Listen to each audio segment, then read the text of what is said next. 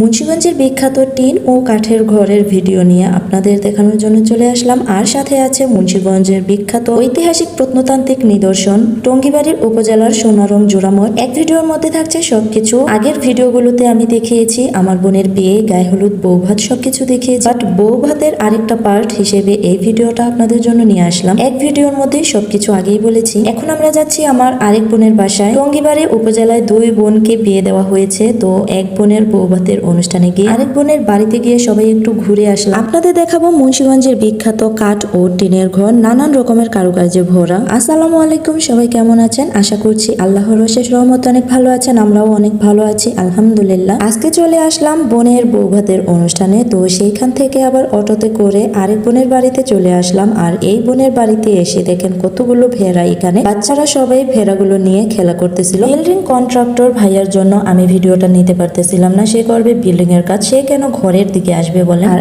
আমি তো ব্যস্ত আপনাদের দেখানোর জন্য মুন্সিগঞ্জের কাঠ ও টিনের ঘর। আর এই তো মুন্সিগঞ্জের কাঠ ও টিনের ঘর, দেখেন কত সুন্দর কারুকার্যে ভরা। আর এই ঘরটা কিন্তু আমার বোনের। আশেপাশে যতগুলো ঘর ছিল এগুলাও আমার বোনদেরই। আর ছোট ঘরগুলো কিন্তু মাশাআল্লাহ ভালোই বড়। সবগুলো ঘরেই কিন্তু টিন ও কাঠের মধ্যে ডিজাইন করা। কাঠ ও টিনের ঘরের মিস্ত্রি কিন্তু আলাদা, আর রাজমিস্ত্রি হিসেবে বিল্ডিং কনস্ট্রাকশনের মিস্ত্রিরাও আলাদা। মুন্সিগঞ্জের প্রতিটা ঘরে ঘরে শৌখিনতাবশত থাকবে একেবারে খাঁটি অরিজিনাল সেগুন কাঠের ফার্নিচার। বিক্রমপুর মুন্সিগঞ্জের মানুষ এতটাই শৌখিন, তাদের ঘর থাকবে টিন ও কাঠের অনেক ডিজাইন করা, আর সাথে ঘরের ভিতর ফার্নিচার গুলো থাকবে গর্জিয়াস ডিজাইন সেগুন কাঠ। বৌভাতের অনুষ্ঠানে যাওয়াতে হয়তো পাখিগুলোকে ঘরেই রাখা হয়েছে। পাখিগুলো দেখেন মাশাআল্লাহ কত সুন্দর, আল্লাহর সৃষ্টি অপরূপ সৌন্দর্য মাশাআল্লাহ। মুন্সিগঞ্জের কাঠ ও টিনের ঘরের মিস্ত্রিদের কত গুণ দেখেন, এত সুন্দর ঘর তৈরি করে। ভেড়ার পশম সাথে রাখলে নাকি বাচ্চাদের বমি করা কমে যায়, মুরব্বীরা বলে আর কি। তো আমি নিয়ে নিলাম আমার ছেলের জন্য। আমার ছেলে মাশাআল্লাহ একটু বড় হয়ে গেছে, তাও এখনো বমি করে। গাইস কি বলবো, দুঃখের কথা বলেন, মুন্সিগঞ্জ সদরে একদিন আমি ভেড়া দেখেছিলাম, বাট নিতে পারি নাই লোকলজ্জার ভয়ে। তো আজকে বোনদের বাসা থেকে তো নিতেই পারি বলেন। তো এখন